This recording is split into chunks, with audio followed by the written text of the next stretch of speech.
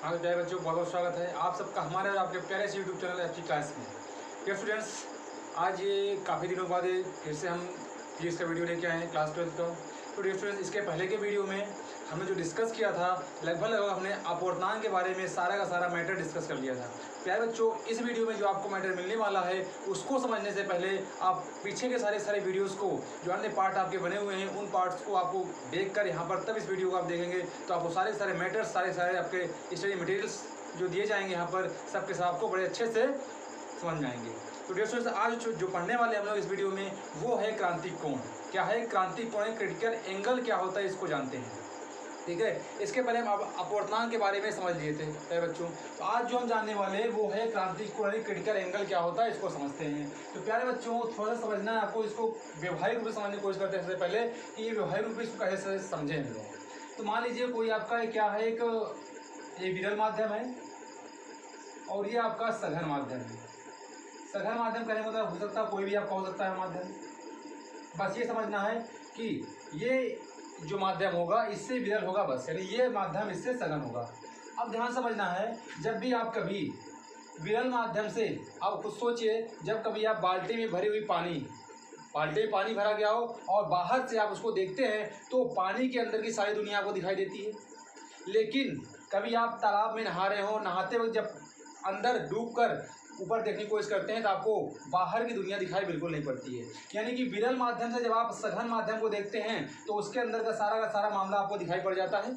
लेकिन जब कभी आप सघन माध्यम से विरल माध्यम की ओर देखते हैं तो आपका हमेशा विरल माध्यम दिखाई नहीं देता है। ठीक है, तो जो आपका क्रांतिक कोण होता है वो सिर्फ यही बताता है कि आखिर में हम कहाँ से इस सघन माध्यम में कहाँ से देखें कि हमें क्या दिखाई दे, विरल माध्यम दिखाई दे। ठीक है, आपका जो आपका क्रांतिक कोण क्या बताता है कि सघन माध्यम से हम कहाँ से देखें, किस तरीके से देखें कि हमें विरल माध्यम दिखाई दे। तो यही आपका होता है क्रांतिक कोण।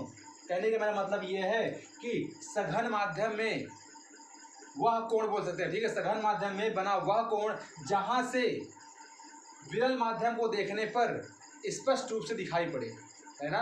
कह सकते हैं सघन माध्यम में बनने वाला वह कोण, सघन माध्यम में वह कोण जिससे देखने पर विरल माध्यम दिखाई देता है, वो क्या होता है? आपका क्रांतिक कोण होता है। ये तो आपको व्यवहारिक रूप से मैंने समझाया है ना, मैंने आपको व्यवहारिक रूप से समझाया कि आखिर में आपका क्रांतिक कोण होता क्या है प्यारे बच्चों। लेकिन जो फिजिक्स में आपकी जो बुक में है उसको हम कैसे समझते हैं, वो क्या होता है क्रांतिक कोण, उसको कैसे डिफाइन किया गया बुक के अनुसार, उसको समझते हैं। लेकिन आपको व्यवहारिक रूप से बात समझना है कि क्रांतिक कोण क्या होता है। ठीक है, क्रांतिक कोण क्या होता है? सघन माध्यम में बना एक ऐसा कोण होता है जिससे अगर आप वहाँ, यानी जहाँ से आप अगर विरल माध्यम को देखो तो विरल माध्यम साफ साफ को दिखाई देगा। क्लियर चीज़ है प्यारे बच्चों। आइए आपके बुक के अनुसार इसकी डिफिनेशन क्या हो सकती है उसको समझते हैं।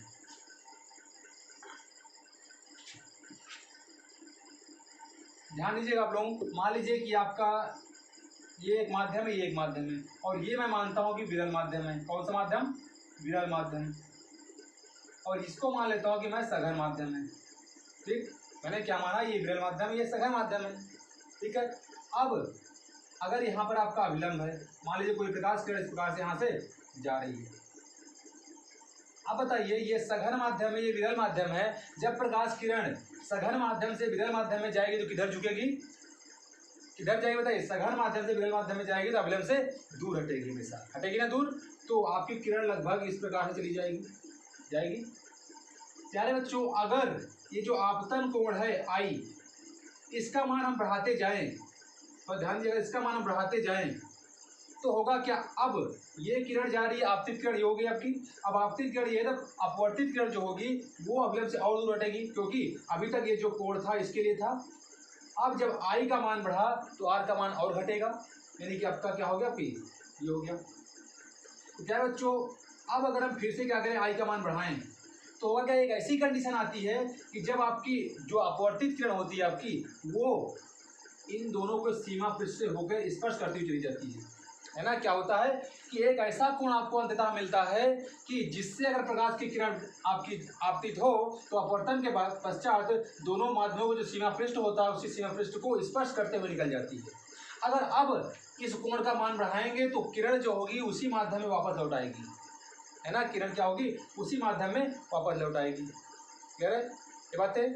तो डियर स्टूडेंट यही कोण तो आपका जो है, जो कोण, यहाँ ध्यान देना, ये जो आपका कोण मिला जिस पर अपवर्तित किरण क्या हो रही है, इस अभिलंब से समकोण बना रही है, वही ही क्या होता है, क्रांतिक कोण। वही आपतन कोण क्या होता है, क्रांतिक कोण। तो प्यारे बच्चों इसकी डिफिनीशन कैसे दे सकते हैं, इसको आप कैसे परिभाषित कर सकते हो, इसको देखते हैं, है ना। तो इसको हम मिटा देते हैं तो आपको परिभाषा देते हैं। मैंने आपको सिंपल से समझाने की कोशिश किया कि जब भी हम आपतित किरण जो आपकी है उससे जो आपतन कोण बन रहा है उसका मान बढ़ाते जाते हैं तो एक ऐसा आपतन कोण मिलता है जिस पर इस आपतित किरण का अपवर्तित किरण जो मिलती है वो इस सीमा पृष्ठ को स्पर्श करते हुए निकल जाती है, अर्थात इस अभिलंब से 90 कोण बनाते हुए निकल जाती है। अगर अब आपतन कोण आई का मान बढ़ाएंगे तो होगा क्या, ये किरण इसी माध्यम में फिर से वापस लौट आएगी कहीं पर। अब जब इसी माध्यम में वापस लौटेगी इसका मतलब क्या होगा, ये तो परावर्तन हो जा रहा है ना।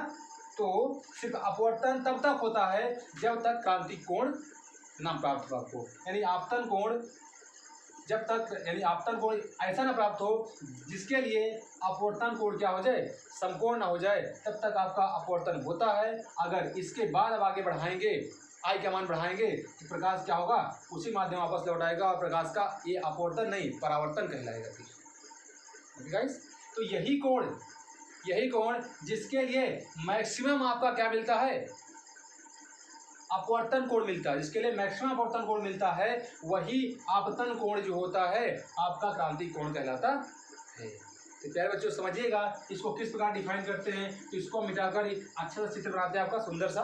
देखिए ये आपका मान लीजिए क्या है, सीमा पृष्ठ है, एक विरल माध्यम है, दो माध्यमों का एक विरल माध्यम है और ये आपका क्या है, सघन माध्यम। ठीक है, अब मैंने क्या किया, एक प्रकाश किरण यहाँ से गुजार दिया, इसका यहाँ पर आपका क्या होगा, अविलंब होगा। क्लियर है चीजें। अब ये बताइए अविलंब में ये सघन माध्यम है, ये विरल माध्यम है, प्रकाश किरणें क्या होंगी, अपने मार्ग से विचलित हो जाएंगी, इस प्रकार जाएंगी। ठीक है, फिर अब क्या होगा, इसका मान बढ़ाते जाएंगे तो ये क्या होगा, झुकता जाएगा इधर। एक समय ऐसा आएगा कि इसके लिए जो वह आपतन कोण आपको मिलेगा जिस पर अपवर्तन कोण 90 डिग्री हो जाएगा। तो प्यारे बच्चों हम क्या करेंगे, सिर्फ एक इसमें डायग्राम बनाएंगे। ठीक है, क्या बनाएंगे, एक डायग्राम, एक किरण ऐसा लेते हैं ये, जहाँ पर ये आपतित किरण है तो आई होगा कोण इसका आई और सी, और जिसके लिए अपवर्तन कोण क्या हो जाएगा, 90 डिग्री। ठीक है, ये चीज अब इसको डिफाइन कैसे करेंगे, ये आपका 90 डिग्री, आज जो हुआ क्या हुआ, 90 डिग्री मिल गया आपको। ठीक है, अब इसको डिफाइन कैसे करेंगे प्यारे बच्चों, तो क्या बोलेंगे कि किसी सघन माध्यम, मैंने एक बात बोला यहाँ पर, किसी सघन माध्यम में, यानी कि आपका क्रांतिक कोण हमेशा सघन माध्यम में ही मिलता है। कहाँ मिलता है, सघन माध्यम में ही प्राप्त होता है आपतन कोण स्टूडेंट। ठीक है, सॉरी क्रांतिक कोण आपका कहाँ मिलता है, सघन माध्यम में मिलेगा। इसका मतलब ये हुआ कि सघन माध्यम में बनने वाला वह कोण, बोल सकते हैं सघन माध्यम में वह आपतन कोण, ऐसा बोल सकते हैं। ठीक है, सघन माध्यम में वह आपतन कोण जिसके लिए अपवर्तन कोण समकोण प्राप्त होता है, वह आपतन कोण क्रांतिक कोण कहलाता है। तो प्यारे बच्चों मैंने क्या बोला कि सघन माध्यम में बनने वाला वह आपतन कोण, सघन माध्यम में प्राप्त वह आपतन कोण जिसके लिए विरल माध्यम में अपवर्तन कोण समकोण प्राप्त होता है, वह आपतन कोण क्रांतिक कोण कहलाता है। क्या बच्चों इसमें नोट वाली जो आपकी बात है वो क्या है, हमने क्या बोला, क्रांतिक कोण कहाँ बनता है, सघन माध्यम में बनता है। कहाँ बनता है, सघन माध्यम, डेंसर मीडियम में बनता है आपका। क्या चीज़ है, डेंसर मीडियम में यहाँ पर क्या बनता है, क्रांतिक कोण। तो प्यारे बच्चों मैंने आपको क्या बताया कि सघन माध्यम में बनने वाला वह आपतन कोण जिसके लिए विरल माध्यम में अपवर्तन कोण समकोण होता है, वह कोण आपका क्या कहलाता है, क्रांतिक कोण कहलाता है। ये इसकी डिफिनेशन है प्यारे बच्चों, समझ आ गया होगा। ठीक है, इसका व्यवहारिक जो परिभाषा है वो भी समझ आपका आ गया होगा। ओके, ये आपका वो क्रांतिक कोण। प्यारे बच्चों जो इसमें नोट करने वाली पॉइंट है वो, क्रांतिक कोण हमेशा कहाँ मिलता है, प्राप्त होता है, क्रांतिक कोण सघन माध्यम में प्राप्त होता है। कहाँ, सघन माध्यम में प्राप्त होता क्लियर है। क्रांतिक कोण कहाँ प्राप्त होता है आपको? सघन माध्यम में प्राप्त होता है। पहले चीज तो विरल माध्यम में क्रांतिक कोण आपका नहीं प्राप्त होता है, याद ध्यान दीजिएगा आप लोग, क्योंकि विरल माध्यम से देखने पर सघन माध्यम का सारी दुनिया यानी सारी उसका जो भी उसके अंदर होता है सबको दिखाई पड़ता है आपको। लेकिन सघन माध्यम से विरल माध्यम में देखते हैं तो हमेशा आपको नहीं दिखाई पड़ता है। तो हम क्या है कि एक ऐसा कोण होता है जो हमें दिखाई पड़ता है, उसी कोण को ही क्या बोलते हैं?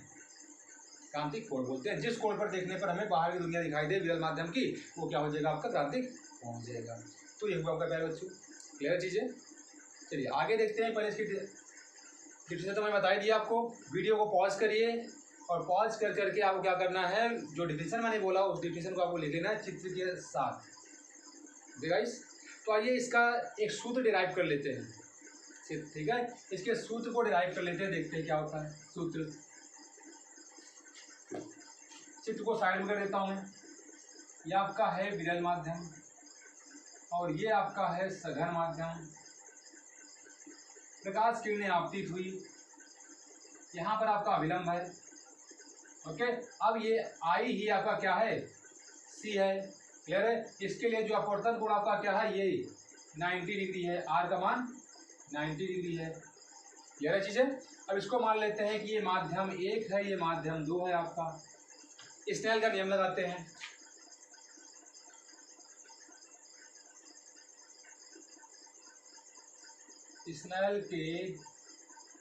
स्नेल बाबा का नियम तो आप जानते ही हो। स्नेल के नियम से, स्नेल का नियम क्या है देखिए, क्या होता है? Sign I upon sign R equal to 1n2, यही होता है क्या आप लोगों को?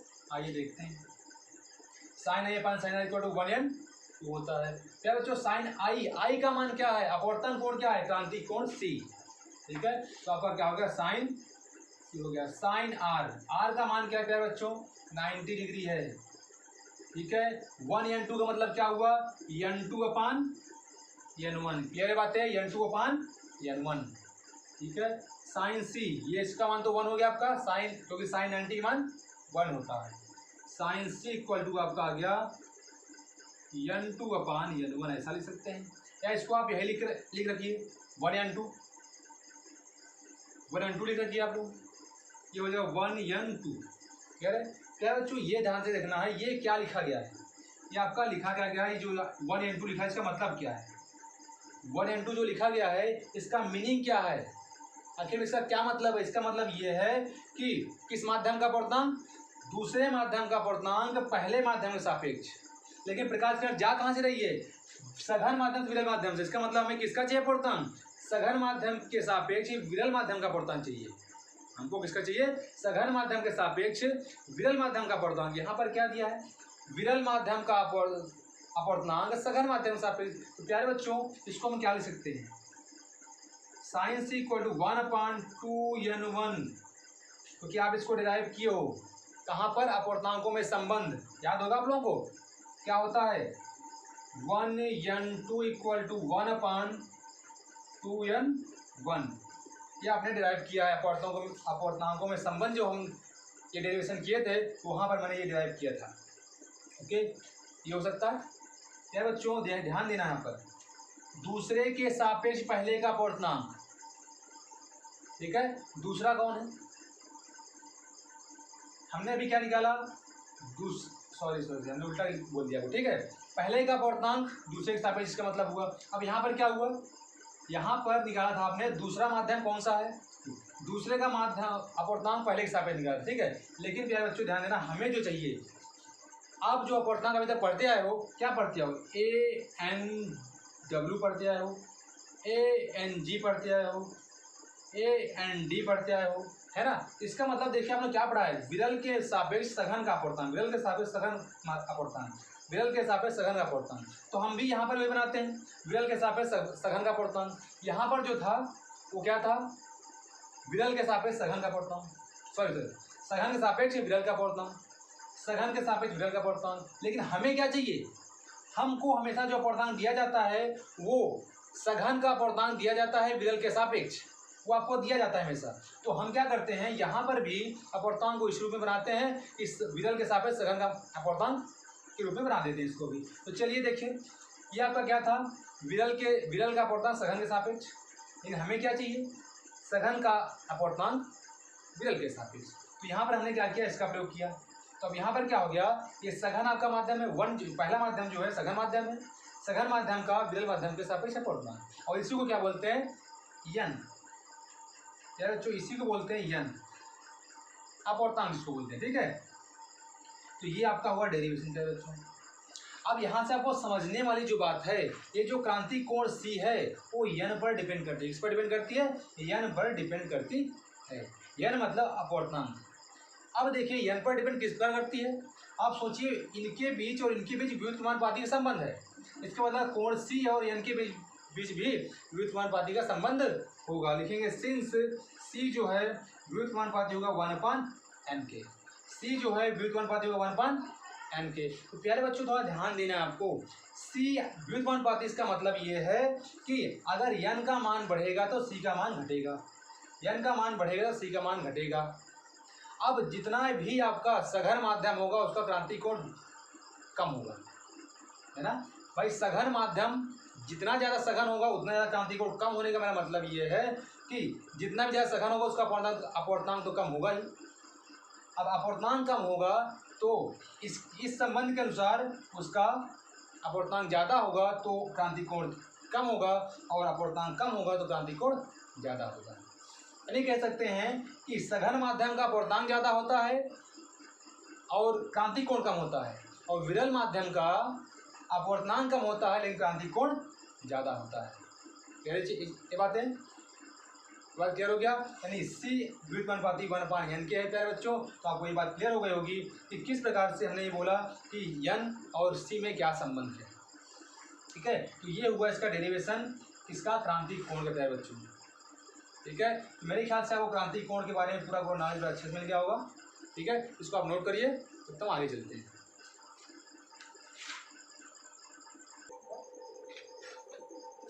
हाँ तो प्यारे बच्चों, क्रांति कोण से संबंधित कुछ चीज़ें आगे देखते हैं। जैसे आपका अगर हम जल से वायु में अगर जाएं, यानी जल माध्यम से वायु माध्यम में जाएं, तो उस माध्यम का क्रांति कोण क्या होता है, यानी जल माध्यम का क्या होगा, क्रांति कोण क्या होता है, इसको समझने की कोशिश करते हैं। प्यारे बच्चों आपने अभी पढ़ा सेंस।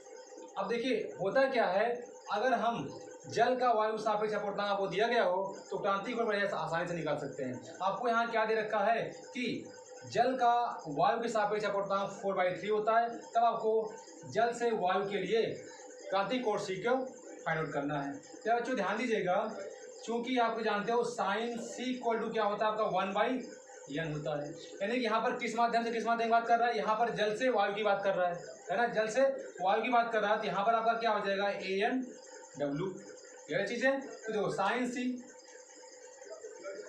इसकी वैल्यू क्या है, ANW की वैल्यू 4/3 है, क्लियर है। ये आपका हो क्या जाएगा, साइन सी इक्वल टू 3/4, यानी सी का मान यहाँ से निकालेंगे तो डियर स्टूडेंट साइन इनवर्स 3/4 आपका ये आ जाएगा। क्रांति कोण किसके लिए, जल से वायु के लिए, ओके।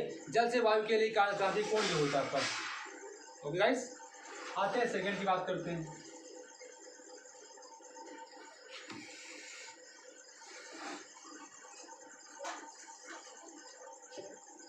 इसी में नोट नंबर फर्स्ट है बच्चों, ये आपका नोट नंबर सेकंड देखते हैं।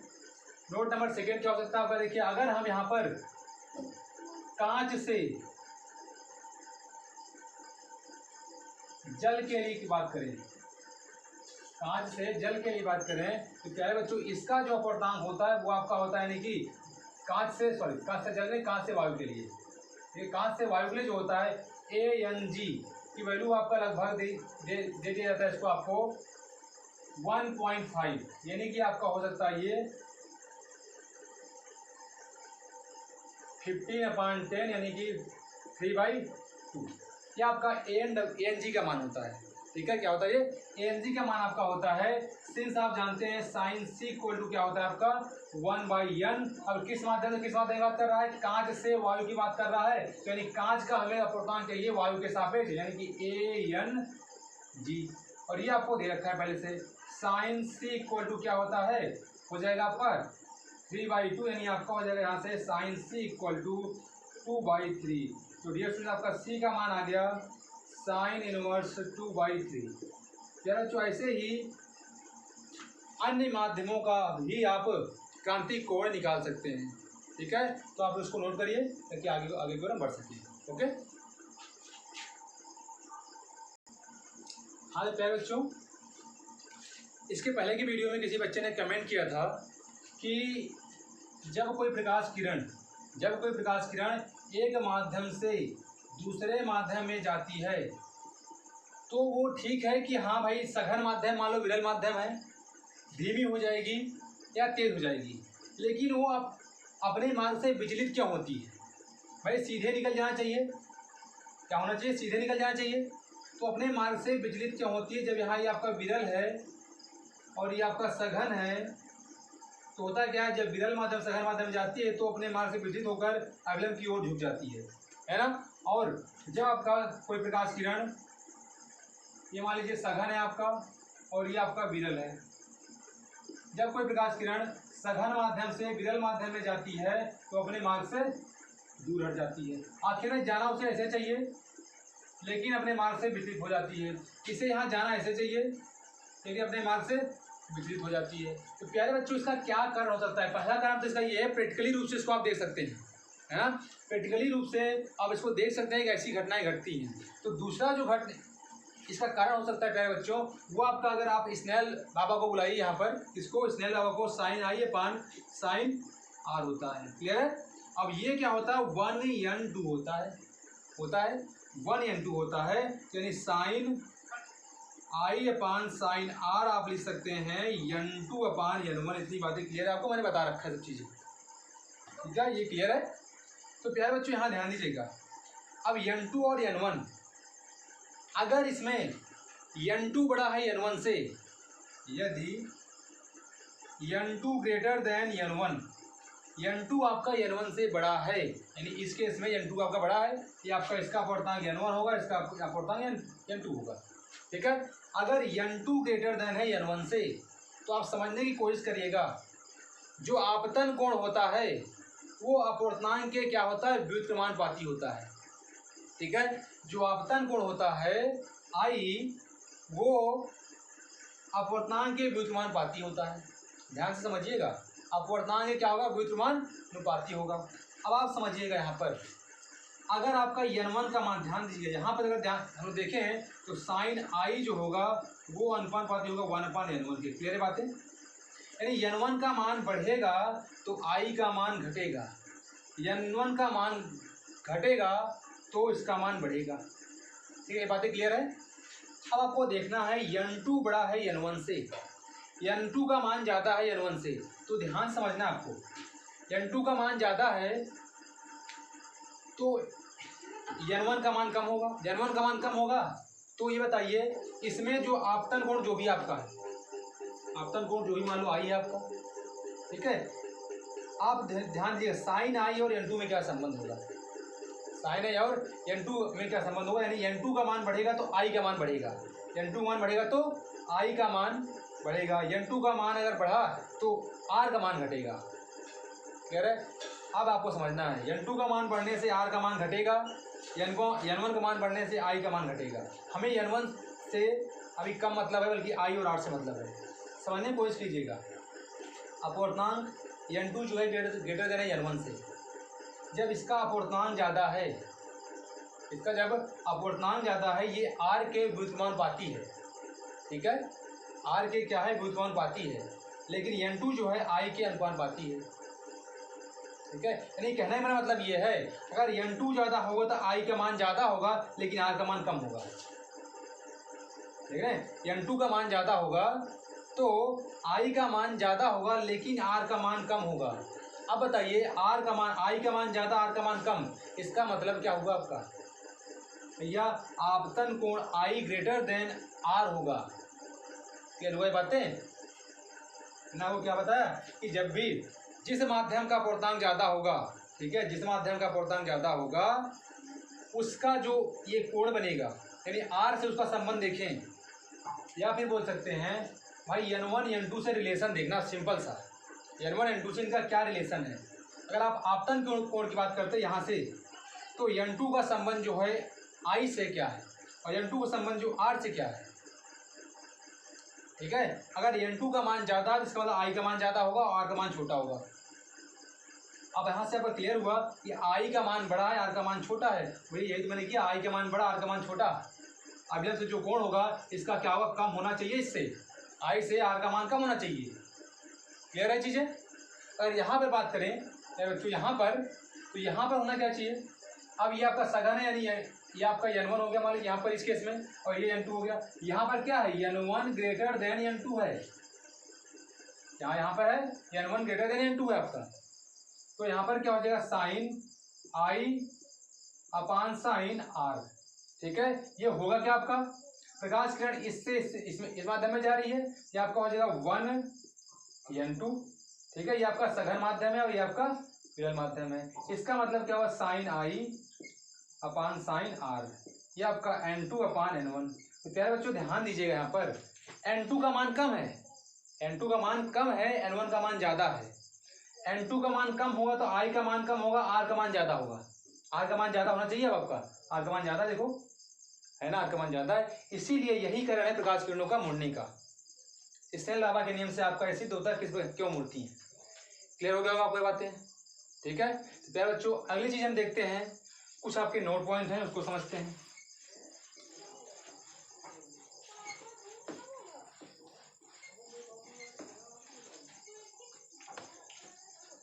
हम सबसे पहले श्वेत प्रकाश को समझ लेते हैं बच्चों। श्वेत प्रकाश,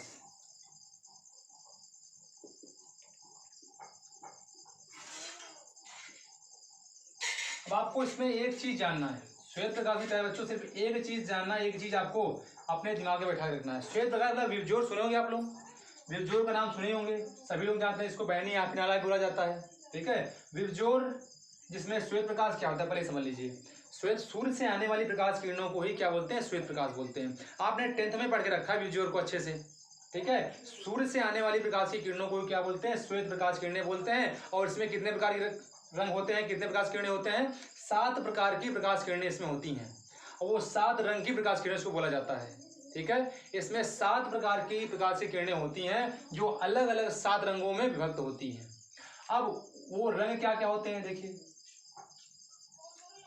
V, I, B, G, Y, O, R, ये 7 रंग आपके हैं विबज्योर, यानी कि इसका मतलब वायलेट, इंडिगो, ब्लू, ग्रीन, और आपका ये है येलो, ऑरेंज, और ये रेड है। ठीक है, समझे आपको। अब देखिए, वायलेट मतलब बैगनी होता है, इंडिगो मतलब जामुनी होता है, ब्लू आपका बी मतलब ब्लू यानी कि नीला हुआ, जी का मतलब ग्रीन हुआ आपका, वाई का मतलब येलो यानी पीला हुआ, ओ का मतलब ऑरेंज यानी संतरे कलर का हुआ, और आपका रेड जानते हैं आप लोग। तो प्यारे बच्चों ये जो आपके श्वेत प्रकाश में 7 रंगों की प्रकाश किरणें हैं, इसमें क्या करना है, एक क्रम याद रखना है। एक क्रम आपको ये याद रखना है इसमें कि ऊपर से नीचे की ओर आने पर लेमडा यानी कि तरंग दैर्घ्य जिसको बोलते हैं।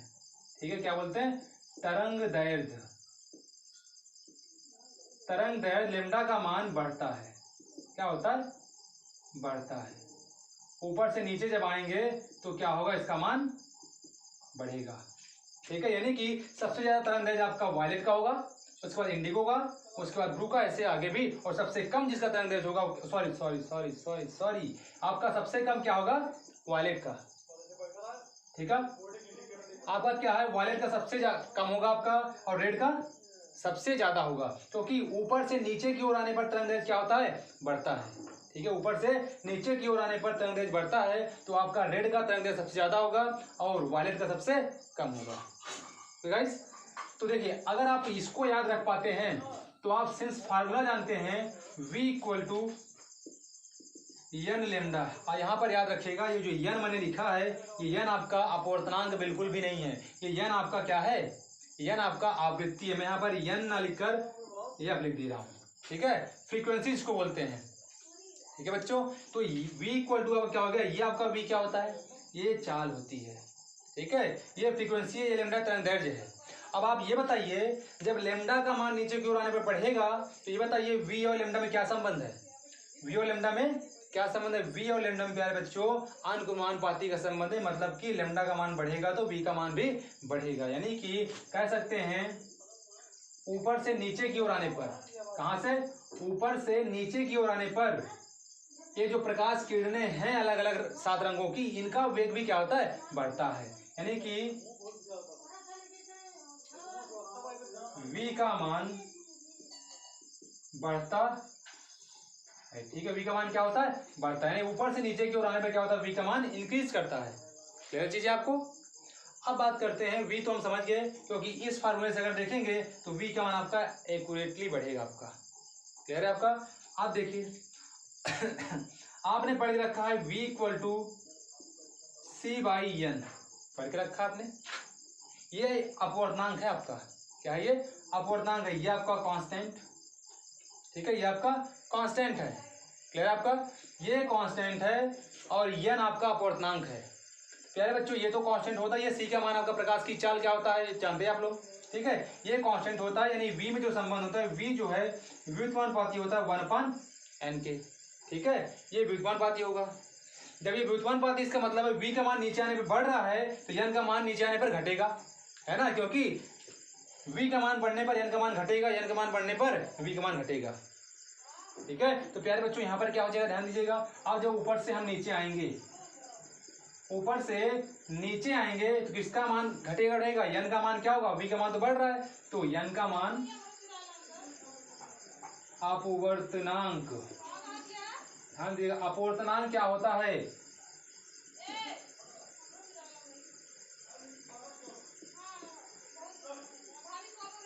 अपवर्तनांक क्या होता है, घटता है। ठीक है, अपवर्तनांक क्या होगा प्यारे बच्चों, घटेगा। जब ऊपर से नीचे आएंगे तो अपवर्तनांक घटेगा आपका। ठीक है, अब आप 4 नंबर कंडीशन देखते हैं प्यारे बच्चों। इसमें अगर हमने पढ़ रखा साइन सी अनुमानुपाती होता है n के, साइन से सॉरी व्युत्क्रमानुपाती होता है किसके, n के व्युत्क्रमानुपाती होता है। तो प्यारे बच्चों यहाँ को मालूम है n का मान घटेगा तो c का मान बढ़ेगा, n का मान घटेगा तो c का मान बढ़ेगा, है ना, व्युत्क्रमानुपाती है। तो सिंपल सी बात है, अगर नीचे आने पर n का मान घट रहा है तो c का मान क्या होगा, क्रांति कोण c का मान क्या होगा, बढ़ेगा। यानी कि बोल सकते हैं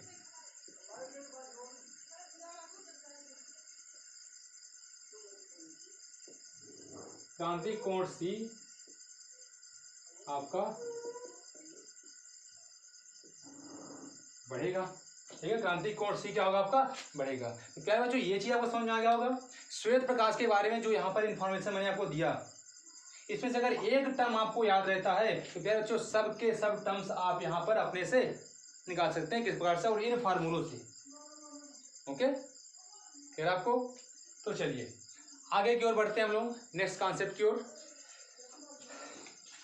निरपेक्ष अपवर्तनांक आप लोग जानते होंगे, नहीं जानते तो हम बताते हैं निरपेक्ष अपवर्तनांक क्या होता है। शायद मैं भूल गया था आपको निरपेक्ष अपवर्तनांक बताना। निरपेक्ष अपवर्तनांक जिसको एब्सोल्यूट रिफ्रैक्टिव इंडेक्स बोला जाता है, क्या बोलते हैं, एब्सोल्यूट रिफ्रैक्टिव इंडेक्स। ओके, तो एब्सोल्यूट रिफ्रैक्टिव इंडेक्स क्या होता है इसको समझते हैं। क्या है बच्चों, जब किसी माध्यम का अपवर्तनांक निर्वात के सापेक्ष निकाला जाता है तो वह अपवर्तनांक क्या कहलाता है आपका, निरपेक्ष अपवर्तनांक। ठीक है, यानी कि किसी भी माध्यम का अपवर्तनांक निरपेक्ष के सापेक्ष निकाला जाता है तो वह अपवर्तनांक आपका निरपेक्ष अपवर्तनांक कहलाता है। फिर आपको मैंने क्या बताया, जब किसी माध्यम का अपवर्तनांक निर्वात के सापेक्ष निकाला जाता है तो आपका निरपेक्ष अपवर्तनांक कहलाता है। आप डिफिनेशन चाहिए तो लिख सकते हैं इसकी, कि जब किसी माध्यम का अपवर्तनांक निरपेक्ष के सापेक्ष निकाला जाता है तो वह अपवर्तनांक निरपेक्ष अपवर्तनांक कहलाता है। इसे स्मॉल n से प्रदर्शित किया जाता है। ठीक है, इसे स्मॉल n से प्रदर्शित किया जाता है। ठीक है, तो आपने अभी तक क्या पढ़ रखा था, n इक्वल टू आपने पढ़ा था v1/v2, यही पढ़ा था भाई। किसके सापेक्ष निकालते, जिसके सापेक्ष निकालते हैं उसका वेग ऊपर होता है, जिसका निकालते हैं उसका वेग नीचे होता है। तो प्यारे बच्चों आप क्या करते हैं, हम किसका निकाल रहे हैं, किसी माध्यम का अपवर्तनांक निर्वात के सापेक्ष निकाल रहे हैं, है ना। तो माध्यम का अपवर्तनांक निकाल रहे हैं, इसको यहाँ लिखेंगे। किसके सापेक्ष निकाल रहे हैं? निर्वात के सापेक्ष निकाल रहे हैं, निर्वात के सापेक्ष निकाल रहे हैं। माध्यम का अपवर्तनांक निर्वात के सापेक्ष निकाल रहे हैं, तो वो आपका क्या हो जाएगा? ये देखिए, किसके सापेक्ष निकाल रहे हैं? निर्वात सापेक्ष, उसका वेग ऊपर होगा आपका, और जिसके साथ किसका निकाल रहे हैं? माध्यम का, तो आपका वी मीडियम हो जाएगा। ठीक है, वी मीडियम आपका हो जाएगा, वी माध्यम हो जाएगा। क्लियर है? अब देखिए, निर्वात के सापेक्ष जो माध्यम का अपवर्तनांक निकाला जाता है उसी को लिखते हैं यन। क्या नहीं लिखते हैं? उसको यन लिखते हैं। और ये जो सी है आपका प्रकाश का निर्वात में चाल है, और वी माध्यम को सिर्फ वी लिखा जाता है। ठीक है, तो ये आपका हो जाता है फार्मूला निरपेक्ष अपवर्तनांक का। या इसको इस प्रकार से आप लिख सकते हैं, वी माध्यम equal to C upon N. यहाँ पर जहाँ वी आपका माध्यम का वेग है और एन आपका माध्यम का अपवर्तनांक है, ये आपका निरपेक्ष अपवर्तनांक हुआ। ओके गाइस, तो ये सारी चीजें हुई आपके निरपेक्ष अपवर्तनांक के बारे में। ठीक है, आप इसको नोट करिए, तो आगे की ओर हम चलते हैं। हाँ प्यारे बच्चों, आज इस वीडियो में यहीं तक रखते हैं। इसके आगे कॉन्सेप्ट के बारे में हम लोग नेक्स्ट वीडियो में चर्चा करेंगे। प्यारे बच्चों प्लीज़, आप वीडियो को देख रहे हैं तो पूरा वीडियो वॉच करिए। अगर आपको पसंद आता है वीडियो को लाइक करिए, शेयर करिए और सब्सक्राइब करिए, और अधिक से अधिक बच्चों तक इस वीडियो को पहुंचाने की कोशिश करिए। Okay, thank you.